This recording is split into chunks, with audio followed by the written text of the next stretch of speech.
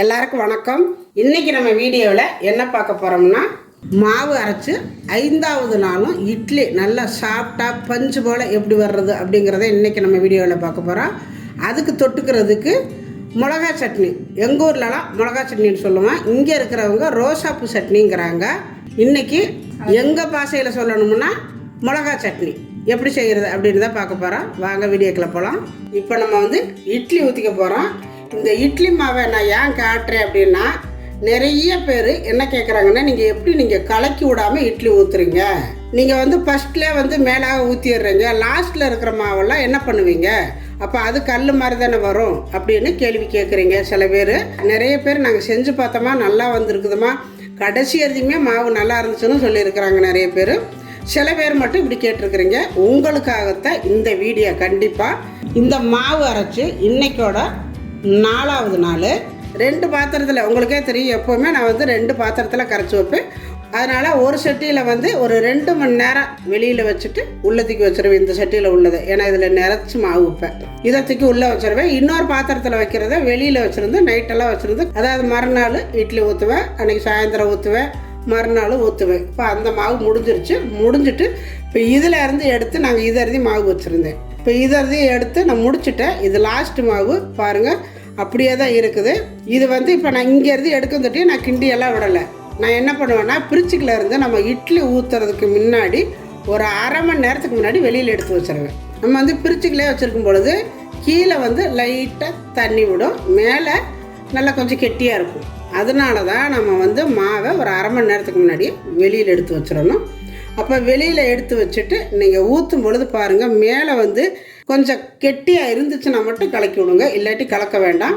இருந்தாலும் 4 நாள் ஆயிடுச்சுன்னா நம்ம எடுத்து எடுத்து எடுத்து அந்த மாவு கொஞ்சம் உட்காரும், கீழே அரிசி மாவு உட்காரும், கொஞ்சம் தண்ணியாக ஆயிரும், மேலே புளிச்ச மாதிரி நிற்கும். அதனால் இப்போ நான் இப்போ தான் எடுத்தேன், ஒரு 5 நிமிஷம் தான் ஆச்சு எடுத்து. நான் அரை மணி நேரத்துக்கு முன்னாடி எடுத்து வச்சுருந்தேன்னா அப்படியே ஊற்றிக்குவேன். நான் இப்போ எடுத்ததுனால பாருங்கள், மேலே கொஞ்சம் பாருங்கள் எப்படி வருதுன்னு, கொஞ்சம் அந்த இன்னும் லூஸ் விடலை. நம்ம அரை மணி நேரத்துக்கு முன்னாடி எடுத்து வச்சிட்டோன்னா மேலே எல்லாம் அந்த மாவு நல்லா லூஸ் விட்டு நல்லா நம்ம இட்லி ஊற்றுற பக்குவத்தில் இருக்கும். நான் இப்போ தான் எடுத்தங்கிறதுனால இன்னும் மேலே அந்த ஜில்லு போகலை, அந்த கொஞ்சம் கெட்டியாகவே இருக்குது. அதனால் இங்கே பாருங்க இப்படி இருக்குது மாவு பாருங்க, இப்படி இருக்கும். உடனே எடுத்து நம்ம ஊற்றினா, இப்போ இதை என்ன பண்ணணும், நீங்கள் கடைசி மாவு உங்களுக்கு கல்லாட்டம் இருக்குதுன்னு நினச்சிங்கன்னா கண்டிப்பாக நிறைய அரைச்சி வச்சிங்கன்னா ஒரு 2-3 நாளைக்கெல்லாம் வச்சுக்குவீங்க, 4 நாளைக்கெல்லாம் வச்சுக்குவீங்க. அப்போ ஒரு 3 நாள் ஆயிடுச்சுனாலே கண்டிப்பாக நீங்கள் என்ன பண்ணணும், மாவை அடிச்செல்லாம் கலக்கவே கூடாது. பாருங்கள், இந்த மேலே இருக்கிற மாவை இங்கே பாருங்கள் இப்படி பண்ணி விடணும். அந்த கொஞ்சம் அந்த கெட்டியாக இருக்கிறது கொஞ்சம் அப்படி குழப்பாக ஆகுற மாதிரி, அவ்வளவுதான். பார்த்தீங்களா, இப்படி லைட்டாக தான் பண்ணணும், ரொம்ப இழுத்து விட்றாதீங்க, இட்லி கல்லாட்டம் ஆயிரும். அப்புறம் இழுத்து விட்டுட்டு இங்கே பாருங்கள், லைட்டாக இப்படி பண்ணி விடுங்க. நீங்கள் வேகமாக கிண்டாதீங்க, நான் செய்கிற மாதிரி நீங்கள் செய்யுங்க. இட்லி என்றைக்குமே உங்களுக்கு நல்லா வரும். எனக்கு எப்போவுமே இட்லி பழுதானதே இல்லை. அதனால தான் நான் உங்கள்கிட்ட அவ்வளோ நம்பிக்கையாக சொல்கிறேன். பாருங்க, இப்போ இதெல்லாம் ஃபுல்லாக 1 வருஷம் லைட்டாக தான் இழுத்துருக்குறேன். இப்போ என்ன பண்ணணும், இதை திருப்பிட்டு மறுபடியும் இந்த சைடுலேருந்து மறுபடியும் இப்படி இங்கே பாருங்க, அவ்வளோதான். இப்போ என்ன ஆயிடுச்சு, மேலே இருந்தால் தான் நல்லா இப்படி லைட்டாக அப்படி உடச்சி விட்டதுனால மேலே இருந்தால் லைட்டாக அப்படி தட்டி விட்டோம். அப்போ என்ன ஆயிடுச்சு, தட்டி விட்டது அந்த கெட்டியாக இருந்தது லைட்டாக கொஞ்சம் உடைய ஆரம்பிச்சிருச்சா. அப்போ நம்ம இந்த மாதிரி பாருங்கள் லைட்டாக இப்படி பண்ணும் பொழுது நல்லாயிருக்கும். இந்த வேலையை எங்கள் பிள்ளைகளும் இப்படி தான் பண்ணுவாங்க. அதாவது எடுத்தோன்னே நான் கொஞ்சம் முன்னாடியே எடுத்து வெளியில் வச்சுருங்கம்மான்னு எங்கள் பிள்ளைய கேட்க மாட்டாங்க. அப்புறம் அவசரத்தில் எடுத்து டக்குன்னு இட்லியை ஊற்றிடுவாங்க, அது கொஞ்சம் கல்லாட்டு இருக்கும். இந்த மாதிரி செய்யுங்கன்னா கேட்காதுங்க எங்கள் பிள்ளைகளும், நேராச்சுன்னு ஊற்றிடுவாங்க. அப்புறம் நான் மறுபடியும் நான் இதே மாதிரி பண்ணிவிட்டு ஊற்றுவேன். அந்த இட்லிக்கு இந்த இட்லிக்கு அவ்வளோ டிஃப்ரென்ஸாக இருக்குது. எங்கள் பிள்ளைகள சொல்லுவாங்க, என்னம்மா நான் ஊற்றுனேன் அந்த மாவு கல்லாட்டு இருக்குது, அதே மாவு தான் நீ ஊற்றுனா இப்போ இப்படி இருக்குது, ப்ரெஸ் ஆட்டின இட்லி மாதிரி அப்படிம்பாங்க. அந்த பக்குவங்க தான் எல்லாமே. எதை ஆட்டினா கலக்கினா கரைச்சி வச்சா ஊற்றணும்னு இருந்தால் இப்படி தான் இருக்குது. எல்லா வேலையிலையுமே கேர்ஃபுல்லாக இருந்தால் தான் எல்லாத்தையுமே கரெக்டாக நம்ம கொண்டு வர முடியும். ஊத்தையில் எப்படி இருந்துச்சு, இப்போ பாருங்கள் எடுக்கையில் எப்படி வருதுன்னு பாருங்கள். வருதா, கரெக்டாக இருக்குதா, எப்படி இருக்குதுன்னு. அந்த பப்புள்ஸ் மேலே இருக்கிற பப்புள்ஸ் எல்லாம் உடையில, நீங்களே பாருங்கள், உங்களுக்கே தெரியும். பாருங்கள், முட்டையாக நிற்குது. இந்த முட்டை உடையக்கூடாது. உடையாத அளவுக்கு நம்ம அந்த மாவை கலக்கணும். அதுதான் மெயினாக நம்ம செய்ய வேண்டிய வேலை. இதைத்தான் நான் சொல்லுவேன். கடைசி மாவு வருது, இட்லி ஊற்றலாம். இப்போ நம்ம வந்து இட்லி ஊற்றிக்கலாம். பாருங்கள், அதே மாதிரி மறுபடியும் நான் கலக்காம தான் வைக்கிறேன். இங்கே பாருங்கள் எப்படி நம்ம உடனே ஆட்டின மாவு மாதிரியே இருக்கா. அப்புறம் இன்னொன்று சொல்கிறேன், நீங்கள் எங்கே மாவு எடுக்கிறீங்களோ அந்த இடத்துலே தான் எடுக்கணும். இங்கே ஒரு கா, இங்கே ஒரு கா, இங்கே ஒரு கா, நடுவில் ஒரு கா, இப்படி எடுக்காதீங்க. அப்படி எடுக்கும்பொழுது அந்த மாவு மறுபடியும் போய் உட்காந்துக்கு மேலே வந்து ஒரு மாதிரி இருக்குது, கீழே ஒரு மாதிரி இருக்கும். நம்ம எடுத்த இடத்துல அழுங்காமல் தான் எடுக்கணும். இது 4வது நாள் இந்த மாவு. இன்றைக்கி நான் அப்படி தான் எடுக்கிறேன். பாருங்கள் இட்லியை.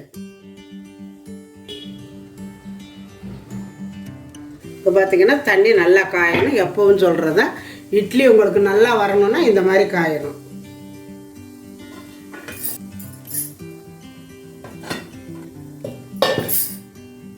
நான் எப்பவும் சொல்கிற மாதிரி தான் இட்லி வந்து 5 நிமிஷம் ஸ்பீடாக இருக்கணும். 5 நிமிஷம் கழிச்சோடனே குறைச்சி வச்சிடணும். இப்போ இருக்கட்டும். இப்போ இதில் வந்து தோசை ஊற்ற போகிறாங்களாம்மா. இப்போ தோசைக்கு இதில் தான் நான் எடுக்கிறேன். பாருங்கள், இப்படி தோசைக்கு எடுக்கல இப்படி ஓரமாக தான் எடுக்கணும் கண்டிப்பாக. இப்படி எடுத்துட்டு இதை வந்து நல்லா கலக்கிக்கோங்க. கொஞ்சம் தண்ணி வேணும்னா ஊற்றிக்கலாம், இல்லைன்னா இப்படி வச்சுக்கலாம். இப்போ இந்த மாவை நான் இப்படியே மூடி தூக்கி ஃப்ரிட்ஜுக்குள்ளே வச்சு போகிறேன். இதை வந்து அழுங்காமல் தூக்கி கொண்டு நான் உள்ளே வச்சிடுவேன். அப்போ கடைசி அறுதி நல்லாயிருக்கும். இப்போ இட்லி வெந்துட்டு இருக்குது. அதுக்குள்ளே நம்ம மிளகா சட்னி அரைச்சிக்கலாம். இந்த சட்னி ரொம்ப ஈஸியாக செஞ்சிடலாம். இந்த சட்னி எப்படின்னா நான் சின்ன வயசுலேருந்து அடிக்கடி செய்வேன். இதை வந்து 2 விதமாக செய்யலாம். நான் ஏற்கனவே இந்த மிளகா சட்னி எப்படி செய்கிறது அப்படின்னு ஒரு வீடியோ போட்டிருக்கிறேன். இந்த மாதிரி சட்னி இன்றைக்கி தான் போடுறேன். இதிலே வந்து ரொம்ப டிஃப்ரென்ஸாக இருக்கும். இப்போ மிளகா சட்னிக்கு நான் தேவையான பொருட்களை எடுத்து வச்சுருக்கிறேன். இது ரொம்ப ஈஸியாக செஞ்சிடலாம். ஒரு பெரிய வெங்காயம், ஒரு 3 வெங்காயம் எடுத்து கட் பண்ணி வச்சுருக்கிறேன். 10 வரமிளகா நைட்டே எடுத்து நான் ஊற வச்சுட்டேன். பாருங்க, தண்ணிக்குள்ளே போட்டு ஊற வச்சுருக்கிறேன். ஒரு 10 பல்லு பூண்டு. இதுக்கு வந்து நிறைய பேர் புளியே சேர்க்குறாங்கல்ல. கண்டிப்பாக கொஞ்சமாவது புளி சேர்க்கணும். அப்போ தான் நம்மளுக்கு வந்து அந்த சட்னி சாப்பிட முடியும். புளி இல்லைன்னா அந்த சட்னி எரிச்சாப்பில் இருக்கும். எவ்வளோ நம்ம மனமாக வாசமாக டேஸ்ட்டாக செஞ்சாலும் சாப்பிடையில் அந்த ஒரு சுவை கிடைக்காது. ஒரு துண்டு புளி போட்டுக்கணும். இதில் வந்து கலருக்காக கொஞ்சம் போல் காஷ்மீரி மிளகா இருந்தால் ஊற வச்சுக்கோங்க. என்கிட்ட காஷ்மீரி மிளகா இல்லை, அதனால் நான் பொடி தான் சேர்த்துக்க போகிறேன். நம்ம ஊற வச்சுருக்கிற இந்த வரமிளகாயை போட்டு பூண்டு புளி எல்லாத்தையும் போட்டுக்கலாம். போட்டுட்டு இதை நைஸாக ஒரு அரவை அரைச்சிட்டு அதுக்கப்புறம் தான் வெங்காயத்தை அரைக்கணும். கருவேப்பிலை தாளிக்கிறதுக்காக வச்சுருக்கிறேன். காஷ்மீரி மிளகாத்தூள் கலருக்காக வேணும்னா போட்டுக்கோங்க, வேண்டாட்டி விட்டுறலாம். நான் 1 ஸ்பூன் போட்டுக்கிறேன். இதில் வந்து காரமெல்லாம் இருக்காது. இப்போ இதை வந்து நைஸாக அரைச்சிக்கலாம். இப்போ நான் அரைச்சிட்டேன். இப்போ நம்ம வெங்காயத்தையும் போட்டு அரைச்சிக்கலாம். ஏன்னா வரமிளகா வந்து தோலாக இருக்கக்கூடாது. அதுக்காண்டி ஃபஸ்ட்டு போட்டு வரமிளகாயை ஒரு 4 சுற்ற விடுங்க. இதெல்லாம் வலிச்சு விட்டுக்கோங்க. ஏன்னா அந்த மிளகாயோட விதையெல்லாம் இருக்குது. விதையெல்லாம் சேர்ந்து நல்லா அரையணும். இப்போ நான் அரைச்சிக்கிட்டு காட்டுறேன். இப்போ வெங்காயத்தையும் போட்டு அரைச்சாச்சு. பாருங்கள் எப்படி அரைச்சிருக்கணும். நல்லா நைஸாக அரைச்சிக்கணும். இந்த மாதிரி நைஸாக அரைச்சிக்கணும். இப்போ இது இருக்கட்டும். இப்போ வடைச்சட்டி அடுப்பில் வச்சுருக்கிறேன். சட்டி காஞ்சிருச்சு. இதுக்கு வந்து நல்லெண்ணெய் தான் சேர்த்துக்கணும். சட்னிக்கு நல்லெண்ணெய் கொஞ்சம் கூடவே சேர்த்துக்கோங்க. ஏன்னா மிளகா சட்னிங்கிறதுனால கொஞ்சம் கூட சேர்த்துக்கணும். இப்போ எண்ணெய் காஞ்சது கொஞ்சம் போல் கடுகு சேர்த்துக்கோங்க. உளுந்தம்பருப்பு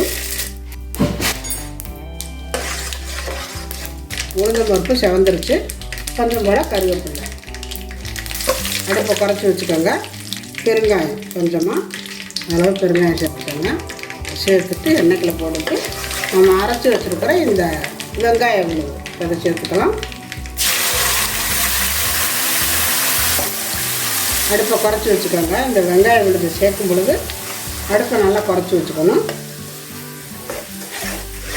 இது வந்து வெளியில் தெரிக்கும். ரொம்ப ஸ்பீடாக வச்சிடாதுங்க அடுப்பை. இப்போ இதுக்கு தேவையான அளவு சால்ட்டை கல் உப்பை எது வேணாலும் போட்டுக்கோங்க. நான் கொஞ்சம் போல் சால்ட்டு போடுறேன். இது வந்து ரொம்ப ஈஸியான சட்னி. அதாவது ஒரு பக்கம் இட்லியை ஊற்றிக்கிட்டு ஒரு பக்கம் நம்ம எண்ணெயை காய வச்சுட்டு இந்த வெங்காயம் மிளகாயெல்லாம் போட்டு அரைச்சிட்டு இதில் சேர்த்துக்கிட்டா வேலை முடிஞ்சதுங்க. ரொம்ப நல்லாயிருக்கும். இந்த சட்னி வந்து நம்ம ஒரு வாரத்தருதி வெளியிலே வச்சு சாப்பிடலாம். பிரிச்சுட்டு தான் வைக்கணும் அப்படிங்கிறதெல்லாம் இல்லை, வெளியிலே வச்சுக்கலாம். இப்போ இது லைட்டாக கொஞ்சம் நேரம் சூடாகட்டும். இப்போ இட்லி வெந்துருச்சு, எடுத்துக்கலாம்.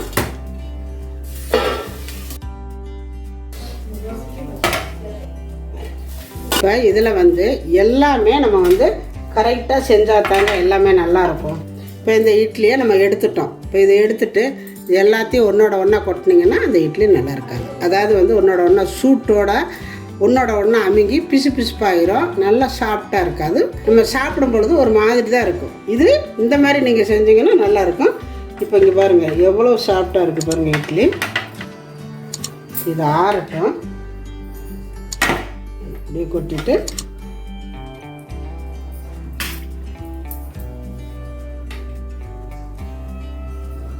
பாருங்கள் எவ்வளோ நல்லா குண்டு குண்டு குண்டாக அழகாக வந்திருக்கா. இதை பார்த்துட்டு இதே மாதிரி நான் சொன்ன மாதிரியே செய்யுங்க, பழுதே வராது. இப்போ இதை எடுத்துட்டோம். இதை வந்து தனியாக தான் நான் எடுப்பேன். நான் ஒன்றோட ஒன்றா போட மாட்டேன்.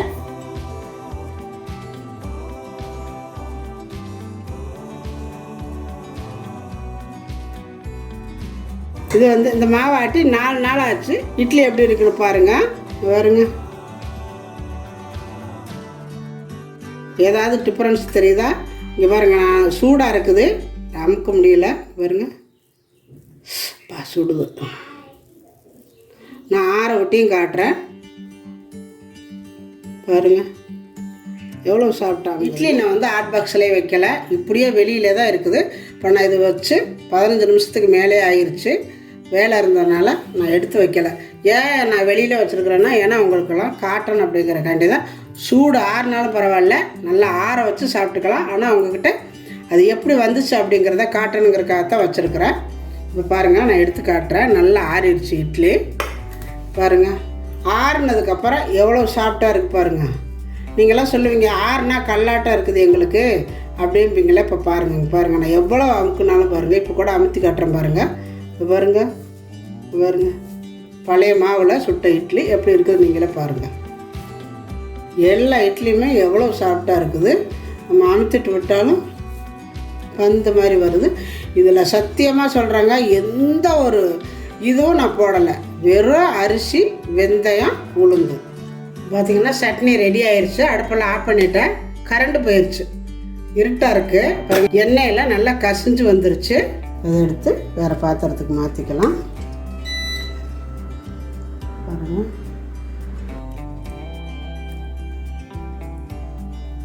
இப்போ நான் சாப்பிட போகிறேன்.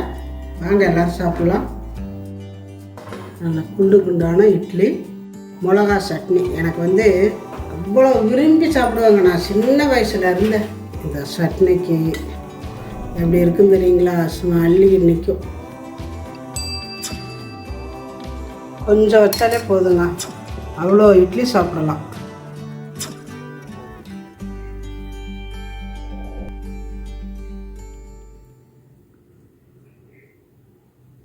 சாப்பிட்டு பாருங்கள். ஆனால் நம்ம வந்து நல்லெண்ணெய் ஊற்றி செஞ்சதுனால காரம் இல்லை. நான் வந்து 10 மிளகா போட்டேன், வெங்காயம் கொஞ்சம் கூட சேர்த்துக்கிட்டேன். நீங்கள் வந்து உங்களுக்கு எந்த அளவுக்கு காரம் வேணுமோ அந்த அளவுக்கு சேர்த்துக்கோங்க. அதே சமயத்தில் நம்ம வந்து நல்லெண்ணெய் ஊற்றிருக்கிறோம். அந்த நல்லெண்ணெய் வந்து காரத்தெல்லாம் எடுத்துரும். இது ரொம்ப காரமெல்லாம் இல்லை. இப்போ நான் சாப்பிட போகிறேன். இப்போ நான் இது வந்து அடுத்த நாள் இந்த மாவை பிரிச்சுக்கிலேருந்து உங்கள்கிட்ட எடுத்து காட்டுறேன். இன்றைக்கி நான் இதில் இட்லி ஊற்ற போகிறேன். எப்படி வருதுன்னு பாருங்கள். நேற்றுக்கு அதாவது 4வது நாள் நேற்றுக்கு இட்லி ஊற்றினா மீதி இருந்த மாவை நான் எடுத்து பிரிச்சுக்கில் வச்சுட்டேன். இப்போ இன்றைக்கி வந்து 5வது நாள் பாருங்கள். மாவு தீந்துருச்சு எல்லாமே. இப்போ கொஞ்சம் கொஞ்சமாக தோசைக்கு எடுத்துக்கிட்டாங்க பாருங்கள். நான் வலிச்சு கூட விடலை, அப்படியே இருக்குது, உங்களுக்கே தெரியும் பாருங்கள். நான் வலிச்சு கூட விடலை, ஓரமாகவே எடுத்துக்குவோம். மாவு தோசைக்கு வேணும்னா பாருங்கள் ஓரத்துலேயே அப்படியே எடுத்துக்கிட்டாங்க. ஏன்னா நான் நேற்று ஊற்றிட்டு வைக்கும் பொழுது பாருங்கள் இதறுதி இருந்ததா மாவு. நேற்றுக்கு நம்ம இட்லி ஊற்றிட்டு வைக்கும் பொழுது இதறுதி இருந்துச்சு. நைட்டு தோசைக்கு எடுத்துக்கிட்டாங்க மாவு பாருங்கள். சுட்டுட்டு கூட மீதி மாவு இருக்குது. இப்போ தியாவுக்கு இப்போ காலையில் வேறு ஊற்றி கொடுத்துட்டாங்க ஸ்கூலுக்கு. எடுத்து இந்த மாதிரி கலக்கிக்கிட்டாங்க. இப்போ இன்னி மீதி இருக்கிறது இவ்வளவு தான். 3 கிலோ போட்டு ஆட்டி வச்சு இன்றைக்கோட 5 நாள் ஆயிடுச்சு, முடிஞ்சு போச்சு பாருங்கள். இப்போ இருக்கிறது இவ்வளவு தான் இருக்குது. இப்போ இது கடைசி மாவு. நான் சொல்லுவேன் பார்த்தீங்களா, கடைசி மாவு வருது இட்லி ஊற்றலாம். ஆனால் அது ஊற்றுற பக்குவம் தான் இருக்குது. அந்த பக்குவமாக ஊற்றுனீங்கன்னா கண்டிப்பாக கடைசி மாவு வருது நல்லாயிருக்கும். நல்லா இருக்கும்னு நான் நிறைய வீடியோவில் சொல்லியிருப்பேன். இன்றைக்கி உங்கள்கிட்ட நிறைய பேர் இதே கேள்வி கேட்டுகிட்டே இருக்கிறீங்க. உங்களுக்காகத்தான் மெயினாக இந்த வீடியோ. இப்போ தண்ணி காஞ்சிட்டு இருக்குது. இப்போ இந்த மாவுலையும் நான் இட்லி ஊற்றிக்கிறேன். இப்போ இந்த மாவையும் கூட பிரிச்சுக்கிலேருந்து நான் இப்போ தான் எடுத்துருக்கிறேன். இதை எடுத்து கொஞ்சம் நேரம் வெளியில் வச்சுருக்கணும். நான் வைக்கலை, இப்போ தான் எழுந்திரிச்சு வந்திருக்கிறேன். தியாக்கு மட்டும் கொஞ்சம் போல் மாவு எடுத்து தோசை ஊற்றி கொடுத்து ஸ்கூலுக்கு அனுப்பிச்சிட்டாங்க. இப்போ தான் நான் வந்திருக்கிறேன். இப்போ இந்த இட்லி ஊற்றுமான்னா சரி இந்த கடைசி மாவை உங்களுக்கு ஊற்றி காட்டணும் அப்படிங்கிறக்காண்டி தான் வைமா நான் வந்து ஊற்றுறேன்னு சொல்லிட்டு இப்போ வந்திருக்கிறேன். இப்போ பாருங்கள் இந்த மாவு எப்படி இருக்குன்னு. இப்போ கொஞ்சம் ஒரு மாதிரி இருக்குது. அதே மாதிரி நேற்று என்ன செஞ்சோமோ அதே மாதிரி இங்கே பாருங்கள் லைட்டாக. இப்போ என்ன கம்மியாக தானே இருக்குது பாருங்க. இந்த மாதிரி ரொம்ப அழைப்பு விடக்கூடாது பாருங்க. இப்போ நான் இட்லி ஊற்ற போகிறேன். இப்படி மேலாக எடுக்கணும் இந்த மாவு. இப்போ ஏன்னா நான் ஒரு இடத்துல எடுக்கணும். இப்போ அது கடைசி மாவு இந்த மாதிரி தான் எடுக்கணும் வலிச்சாப்பில். இப்போ இங்கே தண்ணி காஞ்சிட்ருக்குது வச்சுக்கலாம். மாவு எடுத்துட்டு இதை லைட்டாக இப்படி சாய்ச்சி பிடிச்சிக்கோங்க. இப்படி சாய்ச்சி பிடிச்சிக்கிட்டிங்கன்னா அந்த மேலாக இருக்கிற மாவு வந்துடும். நம்ம கலைக்கு மட்டும் விட்டிங்கன்னா கண்டிப்பாக கீழே வந்து இந்த கீழே உறைஞ்சிருக்கிற மாவு கொஞ்சம் இட்லி கொஞ்சம் கடிசாக இருக்கும். அதனால் இப்போ வச்சுட்டு இப்போ நம்ம சாய்ச்சி வச்சுருக்கிறோம்ல இந்த மாவை பாருங்கள் இப்படி மேலாக எடுத்து ஊற்றிக்கோங்க. இதை மூடி வச்சிடலாம். ஒரு 7லேருந்து 10 நிமிஷம் இருக்கட்டும். இவ்வளோதான் மாவு. இதையும் கூட நம்ம இட்லி ஊற்றலாம், இருந்தாலும் வேண்டியதில்லை. பாருங்க இந்த கடைசி மாவு தாங்க தோசைக்கு எடுப்பேன். இந்த மாவை ஒரு பாத்திரத்தில் நான் ஊற்றி வச்சுக்கிறேன். அவ்வளோதான். மாவாட்டி 5ஆவது நாளோட முடிஞ்சிருச்சு. நீங்கள் நினைக்கலாம் என்னடா 5 நாளைக்கு வச்சுருந்து இட்லி ஊற்றுறாங்களே, இட்லி புளிக்காதா, நல்லா இருக்குமான்னு. அதாவது பிரிச்சுக்கல நான் ஆட்டி 2 மணி நேரம் தான் இந்த மாவை வெளியில் வச்சுருந்து மீதி தூக்கி உள்ளே வச்சுட்டு எனக்கு வந்து பிரித்து வந்து ரொம்ப நான் ஸ்பீடாக வைக்க மாட்டேன். எப்போவுமே 1ல் தான் வச்சுருப்பேன். அதனால் மினிமமான அந்த குளிர்ச்சியிலே இருக்கும். அதனால் மாவு ரொம்ப புளிச்சும் போயிடாது, பொங்கியும் வந்துடாது, கரெக்டான அளவுகளில் இருக்கும். இப்போ பாருங்கள் மீதி மாவு இவ்வளவு தான். இது தோசை ஊற்றிக்கலாம். இப்போ நம்ம இட்லி எடுத்துக்கலாம். தனித்தனியாக ஒரு பிளேட்டில் போட்டு